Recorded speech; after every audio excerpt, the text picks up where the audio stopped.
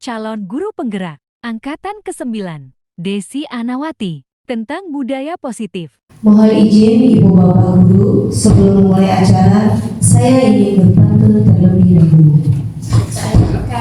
Bunga mawar berwarna merah, burung luri di atas galah, mentari pagi bersinar cerah, awali hari dengan bismillah. Assalamualaikum warahmatullahi wabarakatuh. Waalaikumsalam warahmatullahi wabarakatuh. Alhamdulillahirabbil alamin wa bihi nasta'in wa ala umuri dunya wa din wa ala alihi wa sahbihi ajmain. Amma ba'du. Selamat pagi, salam sejahtera bagi kita semua. Yang terhormat Ibu Kepala Sekolah beserta Ibu dan Bapak Guru SDN Giri Harja.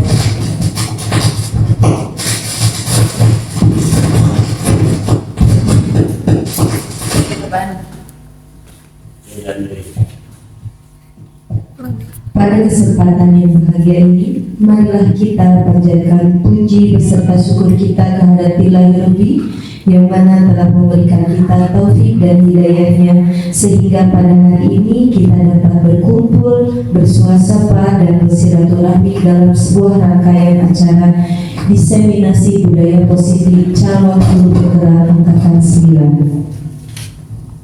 Salawat serta salam semoga senantiasa tercurah kepada junjungan kita Nabi Muhammad SAW, kepada keluarganya, para sahabatnya, serta kepada kita semua. Amin.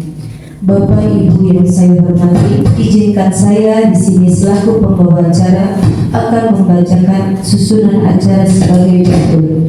Yang pertama adalah pembukaan, yang kedua adalah kata sambutan, yang ketiga adalah pemaparan diseminasi tentang budaya positif, yang keempat adalah tanya jawab, dan yang kelima adalah penutup.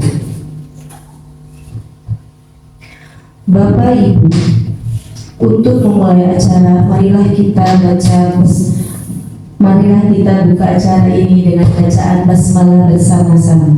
Bismillahirrahmanirrahim. Semoga acara hari ini berjalan dengan lancar. Amin. Acara yang selanjutnya adalah kata sambutan yang akan disampaikan oleh Ibu kita cintai, yakni Ibu Yuryawati SPD. Kepadanya dipersilakan.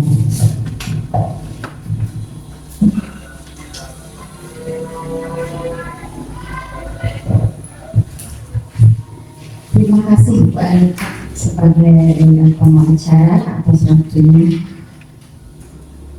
Assalamualaikum warahmatullahi wabarakatuh. Alhamdulillah, nahmaduhu wa nasta'inuhu wa nastaghfiruh wa na'udzu billahi min shururi anfusina wa min sayyi'ati a'malina. May yahdihillahu fala mudilla lahu wa may yudlil fala hadiya lahu. Asyhadu an la ilaha illallah wa asyhadu anna Muhammadan abduhu wa rasuluh. Amma ba'du.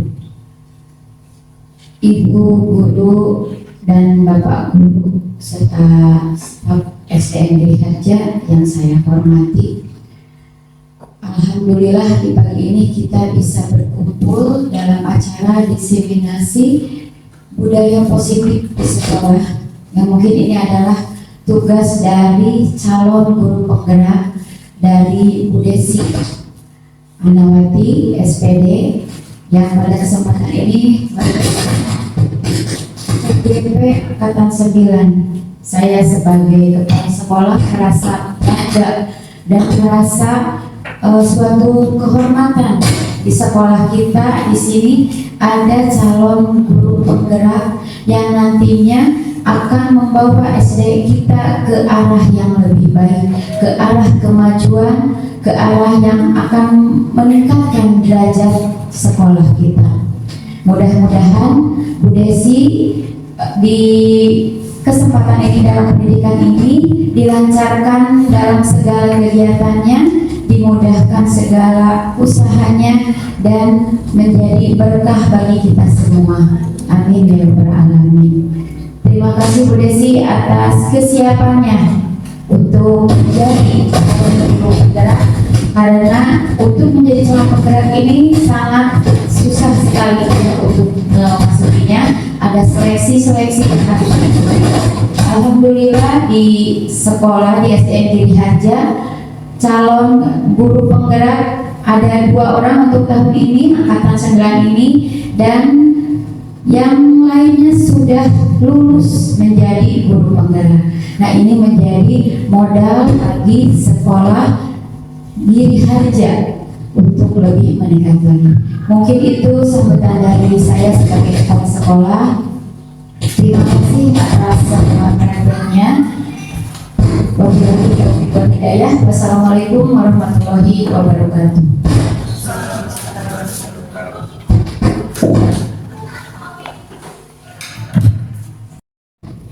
Terima kasih saya ucapkan kepada Ibu Kepala Sekolah yang telah memberikan sambutannya.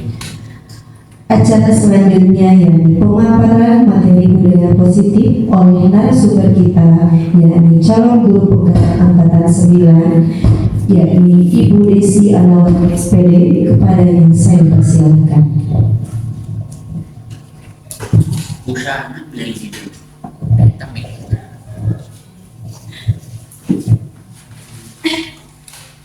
Terima kasih kepada rekan saya Ibu Anita atas kesempatannya saya bisa berdiri di depan rekan-rekan semuanya. Bismillahirrahmanirrahim. Di sini saya akan menyampaikan diskriminasi ya atas hasil pembelajaran saya selama kurang lebih ini 4 modul ya, kurang lebih dalam waktu 2 bulan. 2 bulan, saya baru 2 bulan mengikuti CGP angkatan 9 ini. Di sini tidak ada maksud saya untuk menggurui ya rekan semua, Bapak Ibu hebat semua, tapi di sini saya ingin berbagi mengenai apa yang sudah saya pelajari dalam 4 modul ini. Saya akan membagikan pengalaman mengenai budaya positif ya.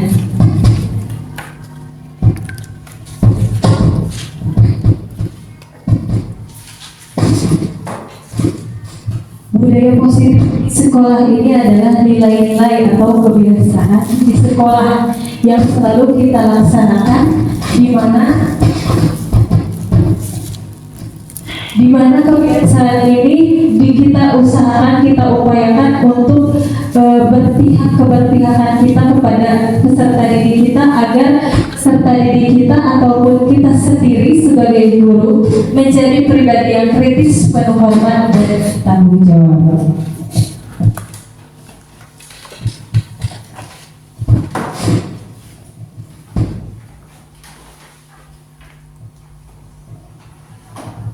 Itu mengenai sekilas mengenai budaya positif. Kemudian di sini terjadi perubahan paradigma ya. Untuk membangun budaya positif, sekolah di sini harus menyediakan yang pertama ada lingkungan yang positif, kemudian yang aman, kemudian nyaman agar murid-murid kita mampu berpikir, kemudian bertindak dan menciptakan kemerdekaan dan kemandiriannya dengan penuh tanggung jawab. Nah, di sini disiplin ini dikaitkan dengan kontrol. Nah, nanti di sana kita akan membahas peran-peran guru, posisi kontrolnya di mana saja. Nah, ya, dalam hal ini kontrol itu berarti bagaimana peran guru itu menghadapi murid-muridnya di sekolah. Nah, di sini ada kegiatan ya, namanya Cobalah Buka. Jika rekan-rekan semuanya ini kan sendiri-sendiri. Nah, bisa membayangkan ya, ini misalkan Bu Fitri misalkan ini sebagai A dan Bu Rita misalkan sebagai B. Bu Fitri ini misalkan di sini memegang kepalan tangan, di dalam kepalan tangannya itu ada barang berharga. Bu Fitri tidak boleh misalkan itu barang berharga tidak bisa dikeluarkan atau tidak bisa dilihat oleh orang lain gitu kan, harus dijaga dengan benar-benar sungguh-sungguh begitu. Nah, kemudian di sisi lain ini Bu Rita sebagai B, di sini Bu Rita itu membujuk Bu Fitri agar bisa melepaskan kepalan tangan itu. Nah di sini jadi si posisi B ini dia bisa membujuk, bisa menghati, bisa mengintimidasi, memarahi, menggoda, menggelitik, bahkan menawari uang kepada Bu Fitri agar si Bu Fitri ini bisa melepaskan kepala tangan yang isinya barang berharga itu. Nah di sini ada pertanyaan ya, apakah Bu Fitri atau misalkan B atau Bu Rita membuka kepala tangan Anda? Jika misalkan Bu Fitri ya, saya bertanya kepada Bu Fitri, kalau Bu Fitri memegang benda berharga, apakah Bu Fitri akan melepaskannya? Tidak ya. Mengapa kira-kira Bu? Karena kan suatu berharga saya tidak akan meminta. Iya, betul, karena sesuatu yang berharga dan tidak mungkin dilepaskan begitu saja, ya. Nah, kemudian ke pertanyaan yang kedua, apakah Anda atau misalkan Bu Fitri atau rekan yang lain akan menutup kepala tangan Anda? Nah, misalkan tadi kan Bu Fitri tiba-tiba misalkan bisa gitu kan dilepaskan, bisa, jadi saat dibayangkan itu bisa dilepaskan. Nah, apakah misalkan orang lain itu bisa mengepalkan tangan ibu lagi atau tidak? Kira-kira bayangannya, jika misalkan barang berharga itu sudah terbuka, apakah orang lain akan menutupkannya atau tidak? Kita bayangkan, kira-kira. Tidak. Tidak, betul ya. Nah, dalam kegiatan ini siapa sesungguhnya yang memegang kendali kontrol diri kita? Kira-kira siapa? Diri kita atau orang lain? Jadi kita sendiri. Hanya kita, diri kita sendiri yang memegang kontrol atas diri ya. Jadi orang lain tidak bisa mengontrol diri kita dan diri kita juga tidak bisa mengontrol orang lain.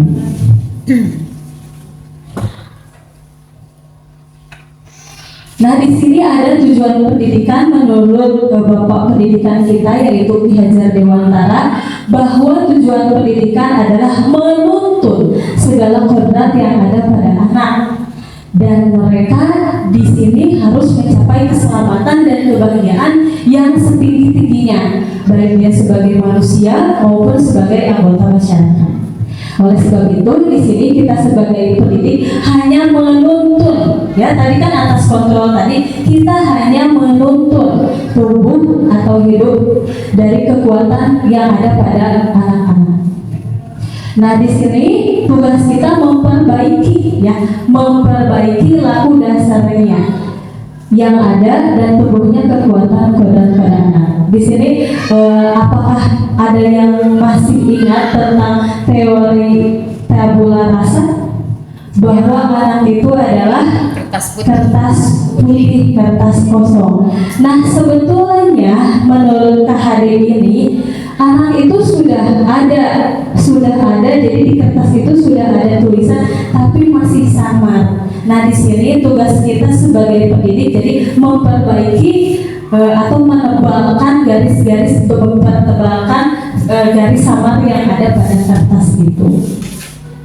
Begitu. Nah, di sini tadi dari kegiatan mengepal tangan itu kita mendapat pelajaran bahwa kita sendiri yang memegang kontrol atas kepalan tangan kita. Apakah kita akan membuka atau menutup kepalan tangan itu?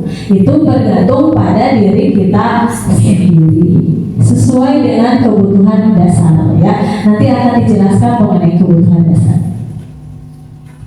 Kemudian di sini ada perubahan paradigma teori kontrol atau ilusi kontrol. Di sini ilusi guru mengontrol murid, kemudian ilusi bahwa kritik dan membuat orang merasa bersalah itu dapat menguatkan karakter, kemudian ilusi bahwa semua penguatan positif ini efektif dan bermanfaat, kemudian ilusi bahwa orang dewasa memiliki hak untuk memaksa. Nah ini jadi gurunya itu kita seperti ini pemikirannya. Jadi guru bisa mengontrol murid, kemudian jika anak sama kita diberikan rasa bersalah itu karakternya akan bagus, kemudian penguatan positif dapat bermanfaat, dan orang dewasa itu berhak untuk memaksa. Nah ini pemikiran kita sekarang. Nah jadi harus ada paradigma, ternyata ada perubahannya. Nah, di sini perubahannya. Jadi kalau dulu kita mengenal teori stimulus respon, nah kalau sekarang di sini ada teori kontrol. Yang pertama dalam teori stimulus respon, kita mencoba mengubah orang agar berpandangan sama dengan kita. Itu dalam teori stimulus respon. Padahal dalam teori kontrol, kita harus berusaha untuk memahami atau menerima pandangan dari orang lain dan dunia, ya. Yang kedua dalam teori stimulus respon, bahwa perilaku buruk itu dilihat dari sebuah kesalahan. Padahal dalam teori kontrol, semua perilaku itu ada tujuannya. Contoh misalkan apabila anak ke sekolah misalkan datang terlambat, kita kan menyangkanya itu udah dilarang, itu salah gitu kan. Padahal ketika anak terlambat, dia melakukan kesalahan, dia pasti ada alasannya, ada tujuannya. Kemudian yang ketiga dalam teori stimulus respon itu orang lain bisa mengontrol saya. Nah, padahal dalam teori kontrol hanya saya atau hanya Anda yang bisa mengontrol diri Anda sendiri. Gitu. Jadi orang lain tidak bisa mengontrol diri Anda dan diri Anda juga tidak bisa mengontrol orang lain begitu. Kemudian dalam teori stimulus respon saya bisa mengontrol orang lain. Nah, dalam teori kontrol kita tidak bisa mengontrol orang lain. Berikutnya dalam teori stimulus respon, pemaksaan pemaksaan itu ada saat bujukan gagal. Ya. Nah, ternyata dalam teori kontrol kita tidak boleh memaksa. Yang ada kita berkolaborasi, berkonsensus menciptakan pilihan-pilihan baru. Jadi ada solusi-solusinya. Solusi atas misalkan kesalahan-kesalahan yang diperbuat. Kalau di dalam ini kan kita berhubungan dengan peserta didik. Jadi ketika peserta didik melakukan kesalahan dalam teori kontrol, kita bukan memaksa mereka, tapi diberikanlah pilihan-pilihan baru. Kemudian dalam teori stimulus respon yang terakhir, model berpikirnya adalah menang dan kalah. Nah, kalau dalam teori kontrol itu model berpikirnya menang dan menang. Jadi tidak ada yang dirugikan. Anak merasa tidak dijolimi. Kalau kemarin saya melakukan aksi nyata di modul yang kemarin, itu saat mereka diberikan segitiga restitusi, kemudian anak memberikan testimoni, katanya saya merasa tidak dijolimi apabila misalkan gurunya melakukan teori-teori kontrol yang tepat begitu. Nah, di sini dari perubahan paradigma itu dicapailah suatu yang namanya disiplin. Nah, apa yang dinamakan disiplin? Disiplin ini berasal dari kata disiplina, artinya belajar. Makna asal dari kata berkolaborasi. Disiplin diri dari murid-murid Socrates dan Plato, ya, yang merupakan filsuf-filsuf terkenal. Disiplin diri membuat orang menggali potensinya menuju sebuah tujuan apa yang dia hargai. Namun dalam budaya kita, makna disiplin ini berubah. Nah, ini ya, jadi disiplin ini berubah yang awalnya belajar menjadi sesuatu yang dilakukan pada orang lain untuk mendapatkan kepatuhan. Nah, disiplin kita kan seperti itu ya. Padahal awalnya disiplin itu adalah belajar. Kecenderungan umum adalah menghubungkan kata disiplin itu dengan ketidaknyamanan, bukan dengan apa yang kita hargai atau pencapaian suatu tujuan mulia. Disiplin ini adalah kemampuan memerintah diri sendiri dan mengontrol dan menguasai diri untuk memilih tindakan yang mengacu pada nilai-nilai yang kita hargai dengan penuh tanggung jawab tanpa terperintah orang lain. Itu makna disiplin sebenarnya. Jadi kalau misalkan ini ya, kita sebagai guru, saya sebagai guru, ketika datang ke sekolah, kemudian ada kesepakatan kan, datang pukul 7 kurang 5 menit itu kita harus sampai di sekolah.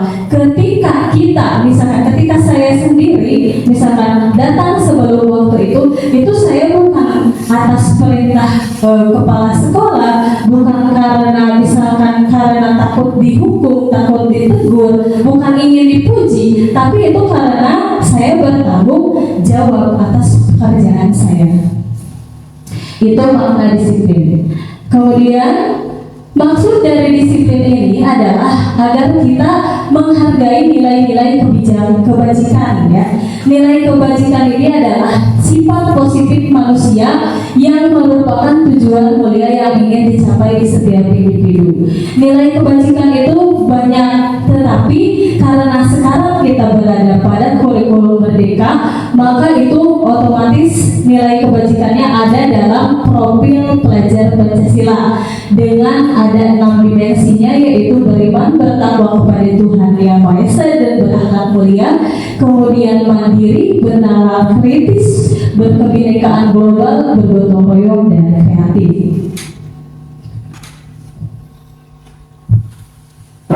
Di sini ada motivasi perilaku manusia. Nah, tadi yang seperti saya contohkan tadi. Jadi ketika di sekolah sudah ada peraturan, misalkan masuk jam 7, pulang kita sebagai guru ya, pulang jam setengah 2. Nah, itu ada motivasinya. Itu ada 3 motivasi. Yang pertama, 1 motivasi menghindari hukuman. Ya, dengan model berpikirnya apa yang akan terjadi apabila saya tidak melakukannya. Nah, begitu ya.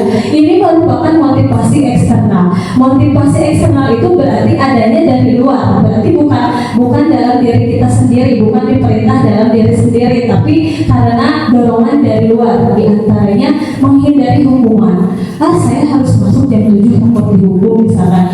Karena takut konsekuensinya harus menambah waktu lagi, orang lain pulang saya masih di sekolah gitu. Yang kedua, kemudian motivasi karena imbalan dari institusi atau karena ingin dipuji. Misalkan saya datang ke sekolah sebelum jam 7, datang setengah 7 misalkan, karena saya ingin menjadi guru teladan. Nah, itu merupakan motivasi eksternal. Jadi bukan karena benar-benar kesadaran diri sendiri, tapi karena ingin dipuji. Yang terakhir, ini ada motivasi untuk menghargai diri sendiri. Jadi ini benar-benar kesadaran dalam diri. Nah, ini kesadaran dalam diri ini namanya motivasi internal atau motivasi intrinsik. Ya. Nah, tujuan dari tujuan dari disiplin ini adalah agar kita memiliki motivasi internal yang benar-benar ada dalam diri kita. Ini ada motivasi perilaku manusia menurut Dian Gosen ya. Yang pertama, untuk menghindari ketidaknyamanan yang tadi ya, dengan apabila itu murid bertanya apa yang akan terjadi apabila saya tidak melakukannya. Nah, ini hal tersebut merupakan motivasi eksternal. Kemudian orang melakukan suatu disiplin itu karena penghargaan yang tadi ya, penghargaan atau karena ingin dipuji atau imbalan. Nah, murid itu akan bertanya dengan pertanyaannya, apa yang akan saya dapatkan apabila saya melakukannya. Nah, gitu.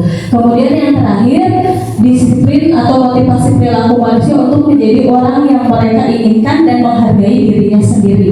Dia akan bertanya, akan menjadi seperti apa saya jika saya melakukannya. Nah, ini yang dinamakan merupakan motivasi internal.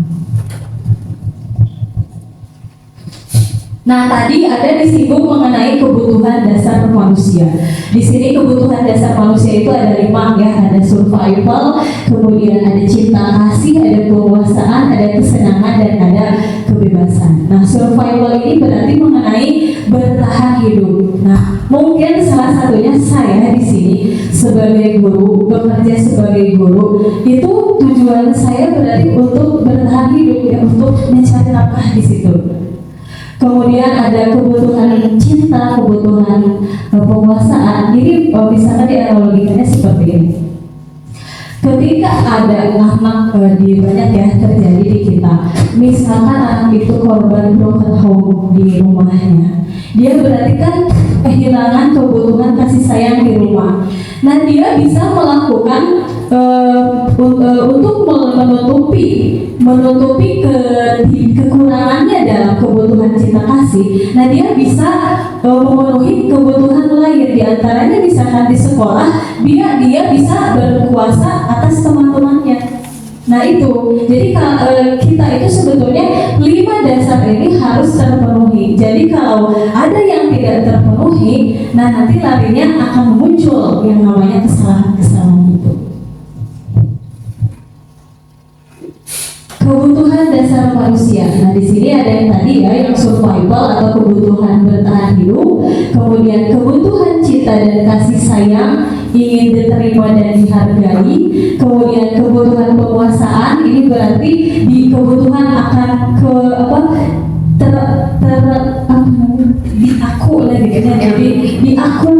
diakui keberadaannya. Kemudian yang keempat, kebebasan. Nah jadi setiap orang atau murid-murid kita dia berhak memilih ya, jadi dia tidak boleh dikekang. Yang terakhir kebutuhan kesenangan, dan kebutuhan akan merasa senang. Nah kita perlu merefleksi diri kita sebagai guru, bagaimana kita mengajar di kelas, apakah kita sudah memenuhi semua kebutuhan ini. Di antaranya yang paling terakhir itu yang sangat dekat dengan kodrat anak itu adalah senang. Semuanya dianggap bermain, semuanya harus senang, gitu kan? Ketika mereka tidak senang belajar dengan kita, akan sulit materi tersampaikan pada diri anak-anak kita atau peserta didik kita. Di sini ada contoh ya, ini adalah Ibu Ani. Ibu Ani ini merupakan guru kelas 5 di SD Pelita Hati. Dia sedang bingung menghadapi ulah salah satu muridnya namanya Agus. Beberapa anak telah datang dan mengeluhkan Agus ini sering minta bekal makanan masjid ya. Mereka dengan paksa. Nah, jika Anda menghadapi situasi seperti Bu Ani, apa yang akan Anda lakukan? Nah, kira-kira jika di sekolah kita atau di kelas kita ini mungkin selalu ada ya kerjaannya meminta makanan dari teman-temannya. Nah, apa yang akan kita lakukan? Bertanya dulu jadi kita selidiki dulu apakah itu benar atau tidak keterangan dari misalkan temannya begitu. Benarkah Agus ya? Iya, Agus suka meminta bekal kepada temannya. Nah, kalau misalkan benar sudah diselidiki, baru kita tanya ke Agusnya apakah benar atau teman kita samakan keduduk bareng antara Agus dengan teman yang suka diminta bekalnya itu, kita duduk bareng diminta untuk memberikan keterangan. Mungkin itu, jadi nantinya tidak akan ada kesalahpahaman apakah ini benar diminta atau cuma perkataan dari temannya saja. Mungkin itu jalan yang paling pertama. Iya. Tepuk tangan ya untuk Ibu Kepala Sekolah kita Ibu ya. Nah, jadi yang bisa kita lakukan dan kira-kira apa alasan Agus melakukan hal itu kita.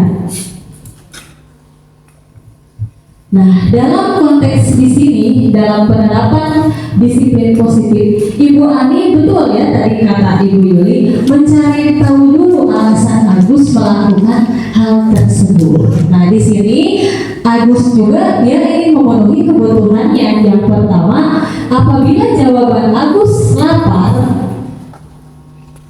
dan dia tidak membawa, dan orang tuanya tidak membawakan bekal, berarti kebutuhan yang ingin dipenuhi oleh Agus itu adalah kebutuhan bertahan hidup atau survival.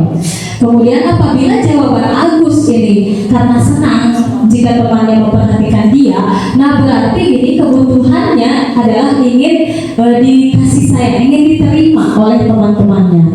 Kemudian apabila jawaban Agus karena dia ingin merasa hebat dibanding teman-temannya dan teman-temannya merasa takut kepada Agus, nah berarti Agus ini butuh atas penguasaan, ya. Kemudian apabila jawaban Agus karena dia merasa bosan dengan bekal yang dibawakan ibunya, berarti dia yang ingin dipenuhinya adalah kebutuhan akan kebebasan, ya, atau kebebasan akan pilihan. Yang terakhir, apabila jawaban Agus karena iseng dan dia menikmati ekspresi wajah temannya yang kesal, maka kebutuhan yang ingin ia penuhi adalah kesenangan. Ya, jadi ada alasan-alasan mengapa orang atau mengapa peserta didik kita melakukan suatu kesalahan. ada 5 posisi kontrol guru. Ada sebagai penghukum, ada sebagai pembuat merasa bersalah, ada sebagai teman, ada sebagai pemantau, dan ada sebagai manajer. Nah, tentunya kita saya sendiri biasanya ini menerapkannya sebagai teman atau pemantau, ya. Nah, padahal sebagai teman atau pemantau itu kurang tepat, ya. Jadi guru ini bertindaknya atau posisinya seharusnya sebagai manajer. Nanti akan kita bahas, ya. Terlihat tidak tulisannya? Kecil sekali, ya. Ya, baik, saya sebutkan saja, ya. Nah, untuk guru, jika kita menghardik atau nyarekan murid-murid kita, berarti kita sebagai penghukum. Misalkan ada murid kita sangat hari Senin sepatunya beda, misalkan harusnya hitam dia kuning misalkan, atau warna latte biru. Terus kita misalkan menghadapi anak itu, kenapa misalkan kamu pakai sepatunya warnanya itu? Kamu tidak tahu aturan. Sudah berapa kali Bapak bilang, sudah berapa kali Ibu bilang, tapi kamu terus melakukannya terus, itu tadi dicaci terusnya di hatinya gitu. Nah, berarti kita sebagai penghukum. Kalau perempuan merasa bersalah, biasanya misalkan kata-katanya kita sebagai guru itu, Ibu kecewa sama kamu, sudah dikasih tahu sepatu teh warnanya hitam, kamu misalkan warnanya malah warna kuning atau warna biru, kamu tidak kasihan sama ibu, misalkan nanti ibu ditegur sama kepala sekolah. Nah, jadi si peserta didik ketika kita mengeluarkan kata-kata itu, si peserta didik kita merasa bersalah, dia jangan menjadi orang yang gagal. Saya sudah mengecewakan guru saya, gitu. Saya sudah mengecewakan wali kelas saya. Itu ya apabila membuat merasa bersalah. Nah, kemudian jika sebagai teman ini membuat alasan-alasan untuk muridnya. Misalkan ketika tadi ya masih kasusnya yang sepatunya beda gitu kan di hari Senin. Kamu misalkan gak pakai sepatu, dia kayak teman. Ayolah, nanti mah cuma seperti ini ya. Ayolah demi ibu, nanti mah pakai sepatunya hitam ya. Nah, jadi ada kata-kata demi ibu itu sebagai teman. Nah, itu juga sebetulnya memang bagus gitu kan, anak jadi tidak merasa bersalah, tidak takut kepada guru, tapi nanti anaknya akan bergantung pada guru tersebut. Jadi lawan misalkan bukan saya yang bilang seperti itu, misalkan Bu Anita, nanti anak itu gak akan nurut. Dan terserah misalkan dengan saya misalkan, jadi gak respect dengan guru yang lain. Itu akibat guru sebagai teman. Yang berikutnya adalah guru sebagai pemantau. Nah, ini kata-katanya datar. Kenapa misalkan nggak pakai sepatu hitam? Kan tahu konsekuensinya apa kalau tidak pakai sepatu hitam. Nah, mukanya datar. Nah, ini sudah anak memang sudah tidak merasa bersalah, kemudian tidak takut, kemudian tidak bergantung, tapi itu juga tetap ya ada tidak ditanya alasan-alasannya. Itu sebagai pemantau. Nah, yang paling efektif itu adalah sebagai manajer. Berarti guru harus menanyakan pertanyaan tadi harus ditanya dulu alasannya. Baik, misalnya tadi si Agus tadi, Agus, kenapa Agus tidak memakai sepatu hitam? Misalkan, Agus tahu tidak aturan mana yang sudah dilanggar, gitu kan? Kemudian tahu tidak konsekuensinya apa apabila tidak memakai sepatu hitam. Nah, jadi anak diberikan pertanyaan-pertanyaan. Nah, kemudian itu untuk mencapai guru sebagai manajer ini ada tahapan-tahapannya nanti di dalam segitiga restitusi ya, nanti akan kita bahas.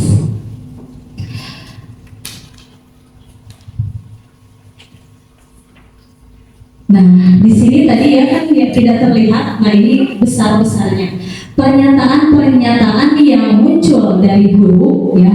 Nah, saya kecewa sekali dengan kamu. Nah, ini masuknya ke yang mana? Penghukum, pembuat merasa bersalah, teman, pemantau, atau manajer. Saya kecewa. Nah, membuat orang merasa bersalah, betul ya. Kemudian kamu tidak pernah benar melakukannya. Nah, ini berarti guru sebagai penghukum. Yang ketiga, ayolah lakukan demi ibu. Nah, berarti itu posisi guru sebagai Yang keempat, apakah kamu mau mendapat stiker bintang hari ini? Nah, ini guru sebagai pemantau ya. Yang terakhir, bagaimana kamu bisa menyelesaikan masalah ini? Nah, ini maksudnya dalam guru sebagai manajer. Kemudian yang terakhir, kamu selalu yang paling terakhir ngumpulinnya, atau misalnya kamu yang selalu terakhir datangnya. Nah, itu berarti posisi guru sebagai pemantau. Karena intimidasi ya. Untuk menumbuhkan budaya positif, nah yang ini ya, ini kan ada peraturan kelas, ada peraturan kelas. Untuk dalam peraturan kelas itu nanti kita memunculkan yang namanya keyakinan kelas. Setelah dari keyakinan kelas, semua kelas sudah membuat keyakinan kelas, telah menyepakatinya, maka akan muncul yang namanya lingkungan yang positif. Berarti sekolah kita itu sudah memunculkan lingkungan positif. Dari lingkungan yang positif, maka akan muncullah yang namanya budaya positif. Itu tentang budaya positif. Ada yang mau ditanyakan dahulu? Tidak. Baik, kita teruskan ya. Nah, tadi dikatakan ada keyakinan kelas. Keyakinan kelas itu adalah nilai-nilai kebajikan atau prinsip universal yang disepakati bersama secara universal, lepas dari latar belakang suku, negara, bahasa maupun agama. Menurut Diane Gorson tahun 1998, bahwa keyakinan akan lebih memotivasi seseorang dari dalam dirinya atau intrinsik. Seseorang akan lebih bersemangat untuk menjalankan keyakinannya daripada hanya sekadar mengikuti serangkaian peraturan. Jadi kalau di sekolah kita tadi peraturannya datang jam 7, pulang jam setengah 2 bagi guru. Nah, jadi kalau dalam keyakinan kelas itu bukan karena motivasi yang luar lagi itu, tapi sudah motivasi karena dalam dirinya. Nah, itu jadi sudah terbentuk keyakinan kelasnya. Jadi keyakinan kelas ini adalah sesuatu yang diyakini bersama yang berasal dari penyatuan pikiran untuk menjadi nilai-nilai kebaikan untuk diturunkan di kelas kita. Pembentukan keyakinan kelas yang pertama, keyakinan kelas bersifat abstrak daripada aturan dan lebih rinci dan konkret, ya. Kemudian keyakinan kelas berupa pernyataan universal. Pernyataan keyakinan kelas senantiasa dibuat dalam bentuk positif. Misalkan gini, tadi kita datang pukul 7, pulang misalkan pukul setengah 2. Nah, itu dalam keyakinan kelas kata-katanya bukan seperti itu, tapi misalkan kami akan datang tepat waktu. Nah, jadi lebih positif, itu keyakinan kelas. Kemudian keyakinan kelas itu tidak terlalu banyak dan akan mudah diingat dan dipahami. Ya, jadi kalau misalkan sudah ada masih ada panjang gitu kan, itu berarti masih berbentuk peraturan, belum berbentuk keyakinan. Kemudian semua warga kelas sebaiknya ikut berkontribusi dalam pembuatan kegiatan kelas lewat curah pendapat. Nah, ini misalkan kalau saya di kelas 5 itu sudah memunculkan keyakinan kelas atau kesepakatan kelas. Misalkan ketika akan mengajar, nah itu kan dikasih tahu dulu. Coba misalkan kesepakatan kelasnya ini mengerjakan soal ini mau berapa lama. Nah, itu ya anak-anak sudah mulai menjawab dulu mau sampai istirahat. Bagaimana jika tidak selesai istirahat? Nah, mereka sudah mulai berpendapat gitu kan semuanya.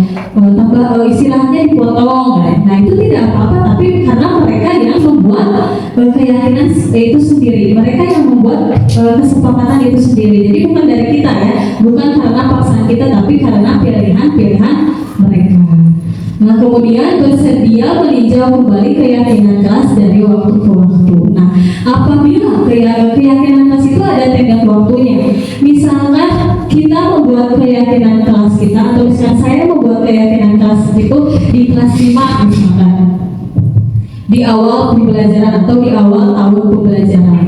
Nah, ketika misalkan tahun depan itu harus ditinjau ulang karena kan muridnya akan baru lagi. Nah, tidak sama kan murid yang dulu dengan murid yang akan dihadapi di masa yang akan datang, itu akan berbeda. Nah, jadi harus ditinjau ulang lagi akan keyakinan-keyakinan yang telah kita buat itu dari waktu ke waktu. Jadi sifatnya harus fleksibel.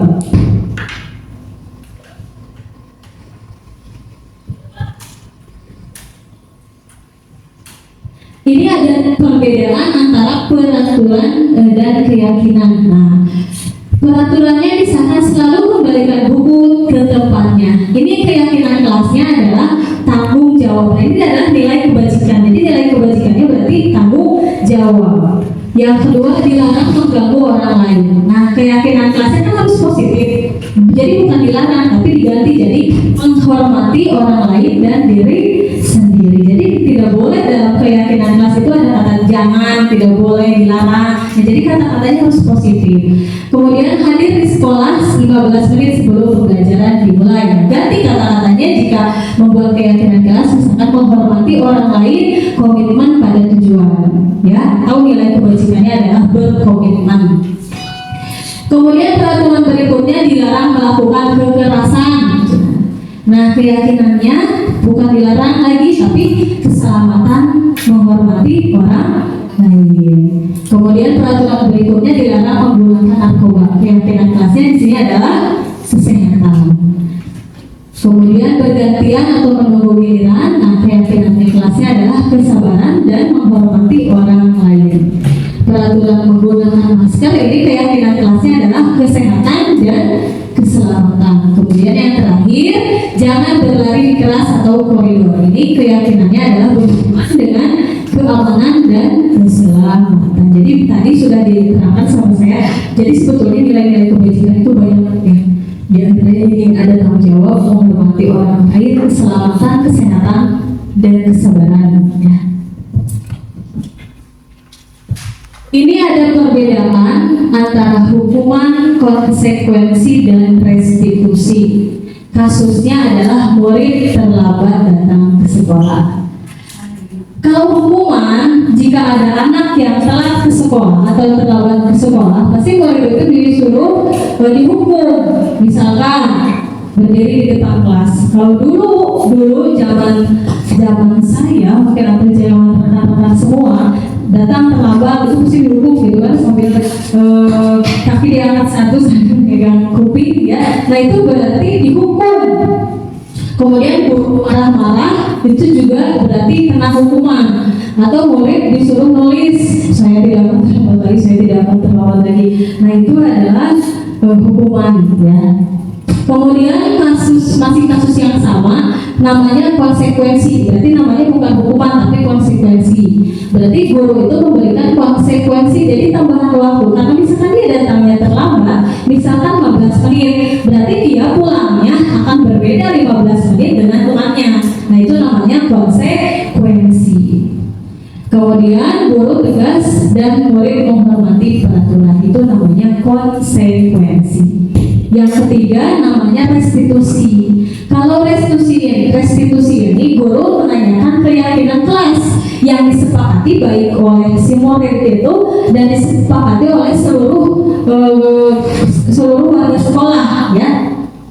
Tujuannya ini untuk membantu menyelesaikan masalah. Jadi kan tadi anak diberikan pilihan-pilihan baru. Jadi bukan anak dipaksa. Model berpikirnya bukan menang kalah, tapi menang dan menang. Kita menang, murid kita juga akan merasa menang, gitu ya. Nah, di sini dan ketika kita menerapkan restitusi, murid akan terbuka dan menghormati dirinya. Bukan hanya menghormati kita sebagai guru, juga menghormati dirinya sendiri. Begitu.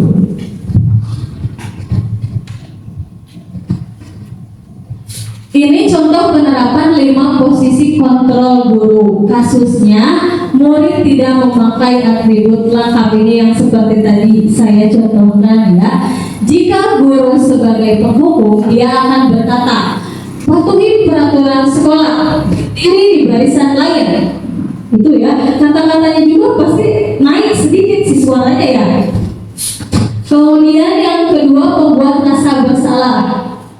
kali ibu bilang kamu ini kecewa sama kamu. Nah ini nadanya tidak keras, tetapi memelas gitu kan, ada unsur memelas. Ini membuat tadi anak merasa gagal, ya, merasa gagal terhadap dirinya. Kemudian posisi guru sebagai teman. Lagi cuma gitu dong. Ayo gabung dengan yang lain. Untung ada ibu. Nah itu sebagai teman. Ya ini juga kurang bagus meskipun si anak sudah menerima gitu kan atas kesalahan-kesalahannya. Yang keempat sebagai pemantau. Kamu sudah melanggar peraturan sekolah, kamu tahu konsekuensinya. Nanti saya cek kerjakan apa yang seharusnya kamu lakukan. Itu sebagai pemantau. Dan yang terakhir ini guru sebagai manajer. Apakah kamu tahu kesalahan kamu katanya? Kemudian kira-kira pendapat kamu bagaimana untuk memperbaiki kesalahan-kesalahan kamu? Jadi anak dia mencari solusi atas kesalahannya bukan dari kita, tapi akan dijawab oleh dia sendiri gitu. Kalau misalkan menghadapi anak yang bertengkar, misalkan di sekolah kita ada yang bertengkar, lalu misalkan atau membuat onar misalkan terjadi di kelas, nah sama kita dipanggil, kemudian kita tanya-tanya dengan menggunakan segitiga restitusi. Nah nanti si anak itu akan memunculkan ya apa yang harusnya kamu lakukan. Nanti akan mengungkapkan apa yang harus dilakukannya. Jadi bukan oleh dari jawaban dari kita, tapi dari jawaban si murid yang melakukan kesalahan itu.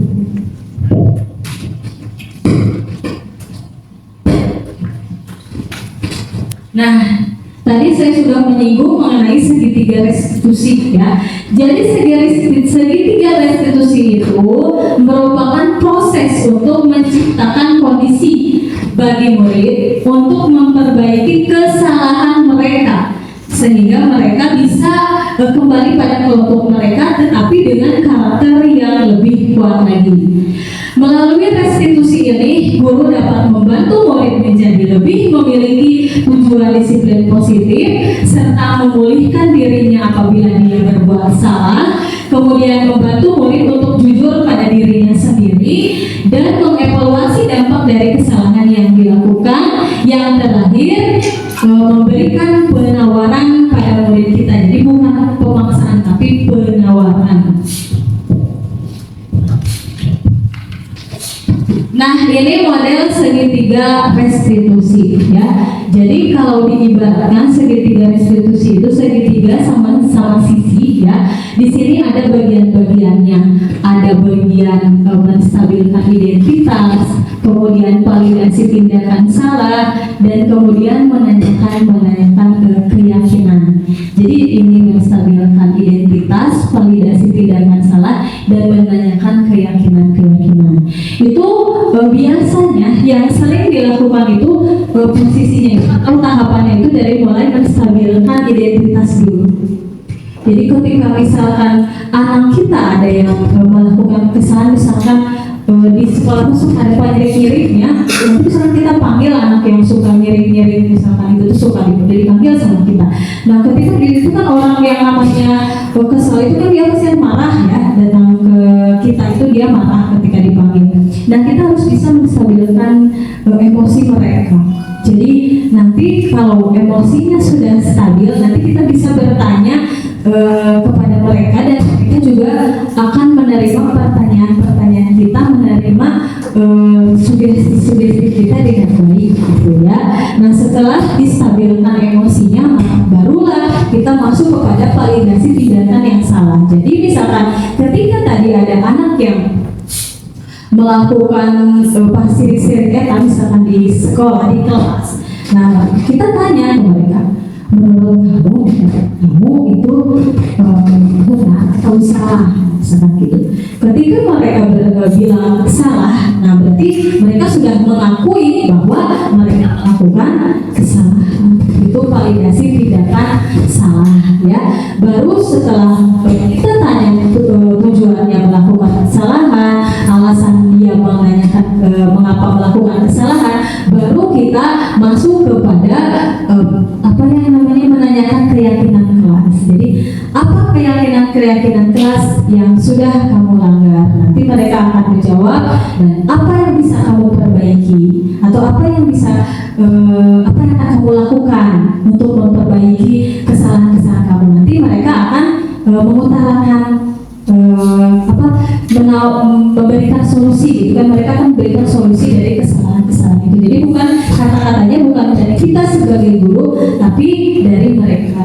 Adapun misalkan mereka tidak tahu apa yang harus mereka lakukan, kita bisa memberikan penawaran ya. Kita bisa memberikan penawaran. Ingat, penawaran bukan pemaksaan. Itu.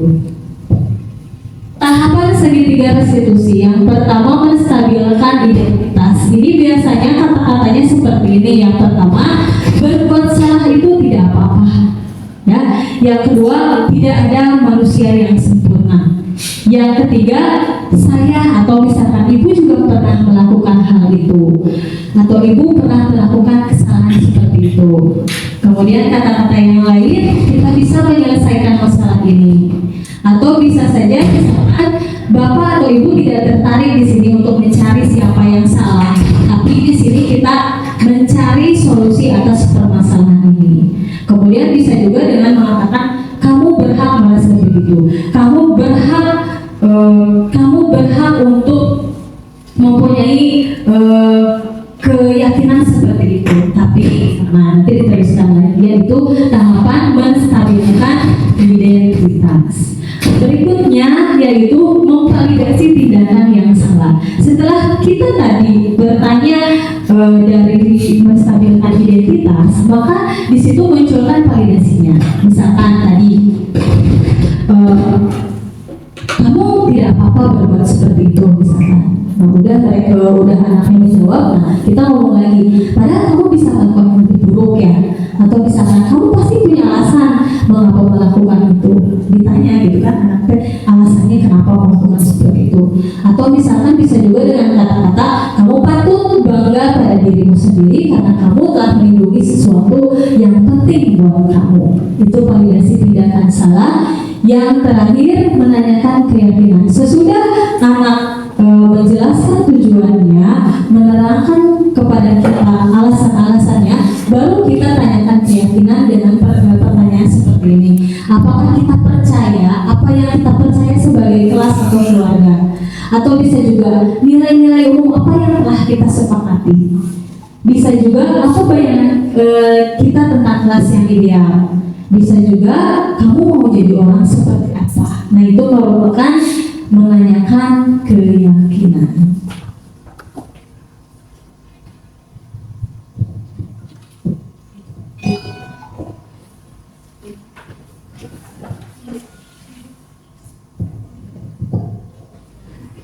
Di sini ada 5 posisi kontrol guru sebagai 5 posisi kontrol guru ini ada di dalam YouTube ya, bisa ditonton sama Bapak atau rekan-rekan semuanya. Itu mengenai budaya-budaya positif ya. Kita refleksi dulu. Tadi saya menerangkan tentang apa saja kira-kira 5 posisi kontrol guru. 5 posisi kontrol guru, segitiga restitusi, dan juga tentang cara kita sebagai guru ingin seperti apa untuk siswa kita yang agar siswa kita menjadi siswa yang lebih maju, yang lebih berprestasi dan untuk mencerdaskan bangsa. Terima kasih kepada rekan kita Bu Anita ya. Terima kasih kepada teman-teman, kepada rekan-rekan semua, kepada ibu semua yang sudah hebat, sudah mendengarkan saya dari awal sampai akhir. Mudah-mudahan apa yang saya sampaikan, apa yang saya utarakan bisa bermanfaat ya, dan kita bisa menerapkan tadi salah satunya segitiga restitusi untuk menerapkan budaya-budaya positif. Terima kasih atas perhatiannya. Kalau Bu Anita tadi punya pantun, saya juga punya pantun ya. Burung irian, burung cendrawasih. Cukup sekian dan terima kasih. Assalamualaikum warahmatullahi wabarakatuh. Kelas itu adalah nilai-nilai kebajikan yang harus kita atau yang kita sepakati di kelas. Odei. Kalau sama guru harus apa? Saling menghormati. Akan datang tepat waktu. Kira-kira bisa? Kira-kira kamu bisa? Nah, berdasarkan saling menghargai di antara teman, misalkan kata-katanya mau seperti itu, boleh. Nah, teman yang lain berarti jangan sama, ya, harus menurut kalian sendiri. Silakan sama kamu disediain dulu alat tulisnya, bagi.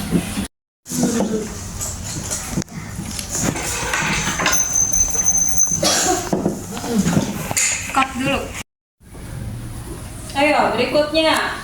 Yang sudah selesai silakan ditempel.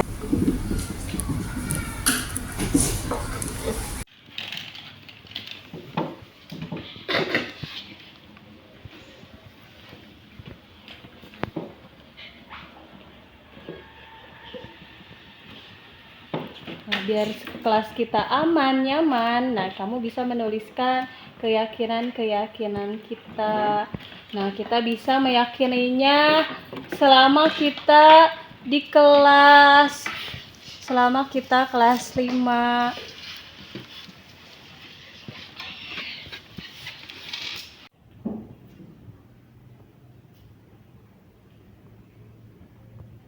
Ayo, berikutnya.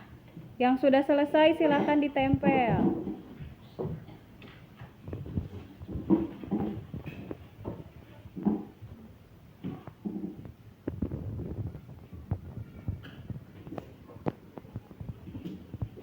Ayo berikutnya.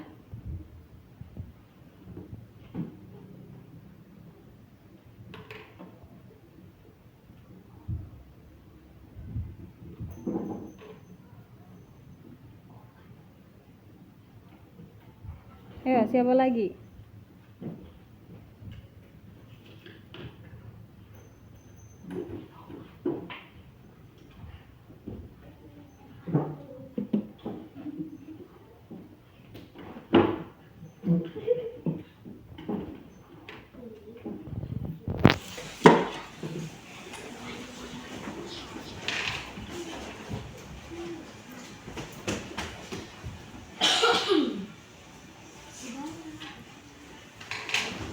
Nah, kalau nggak cukup boleh ke bawah ya. Ayo. Ayo Rere.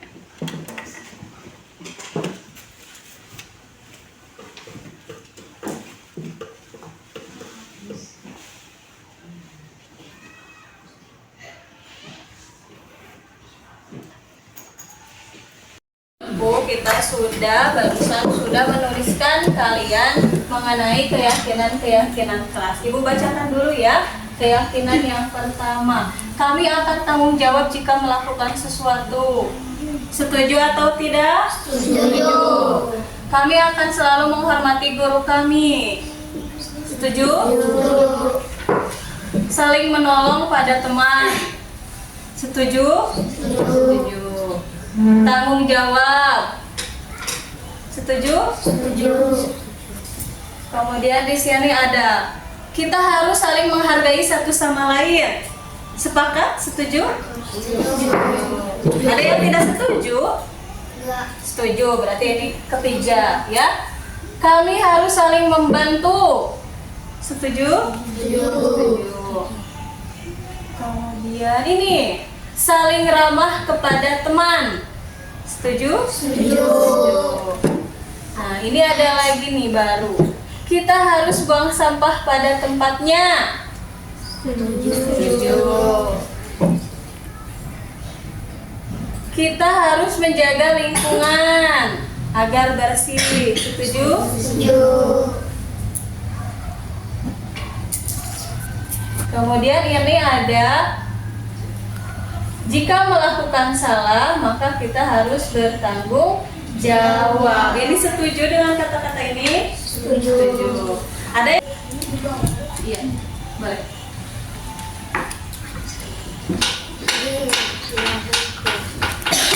Baca sini apa di bawahnya? Yang lagi.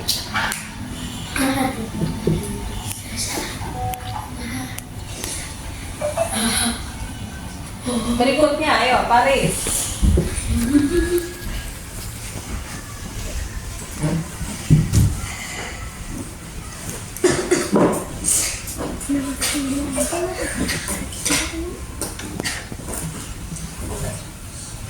Berikutnya Arsan.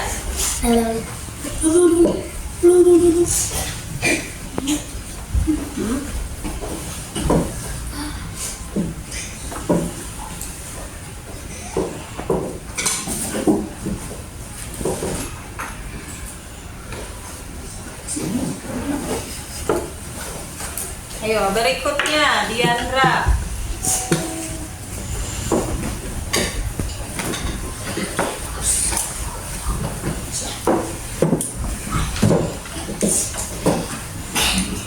Nah, kalau ibu di sini ya. Ini ibu.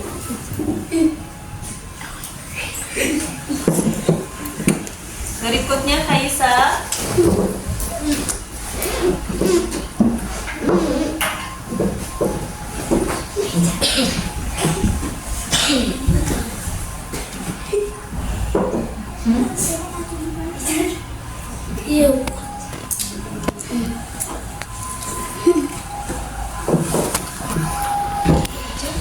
Berikutnya Insan.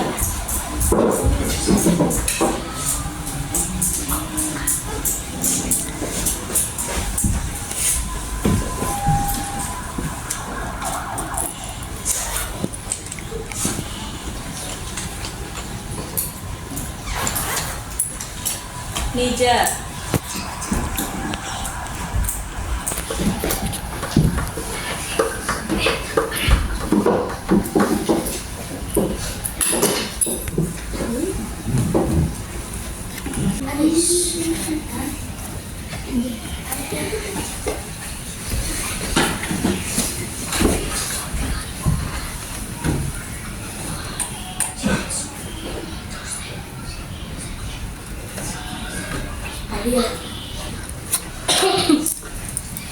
Dah. Baiklah anak-anakku, kamu sudah menandatangani, berarti kamu sudah menyetujui. Berarti semua sudah sepakat akan melakukan keyakinan-keyakinan ini, ya. Mudah-mudahan kita konsisten melakukan keyakinan-keyakinan ini dan kalian juga tidak ada keinginan atau tidak ada niat untuk melanggarnya. Mudah-mudahan keyakinan ini memang benar-benar adanya di dalam diri kalian. Jadi bukan hanya ditulis ya, kita harus bisa melaksanakannya. Paham?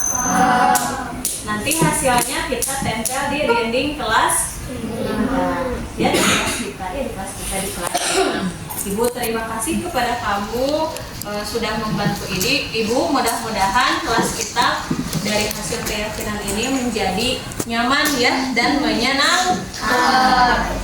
Itu saja untuk hari ini. Assalamualaikum warahmatullahi wabarakatuh.